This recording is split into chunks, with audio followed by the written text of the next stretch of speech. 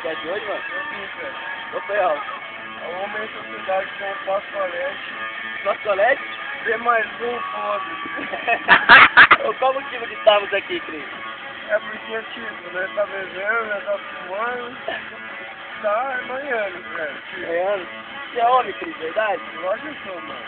Cadê a carne, mano? Carne. A carne tá Aí aqui, eu ó. levou o franguinho, mano. Tá gostoso? Hã? Tá gostoso? Sim. Franguinho? E franguinho? É o que você falou agora, mano. Olha aí, mano. Tá, mano. Oi, o chinelo jogando merda no corpo. Tá filmando, mano? Aquela mídia. Tá filmando, mano? Ô, você tá chapado? O que você tem? Tá o quê?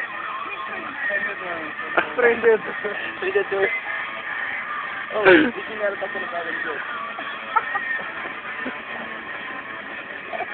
Olha aí, galera. Esse é o Cris. Esse é o Nick. O cara mais sol da Nick. Não, o chinelo tacando merda pro sangue. E a carne tudo. Não, o chinelo servindo, ele deu uma risadinha na hora que ele serviu a carne com merda. Eu não aguentei, mano. Não. Tá zoando? Quase caguei na calça, mano. Tá Eu caí. O cara viu eu cair. Você ainda vai dar um montar o duplo carpado na árvore? Não, cara. Não tem como seguir. O quê? Eu tô chapado. Você tá chapado? Até que mundo, mano? Você tá que mundo? O cara tá filmando. Você tá que dimensão?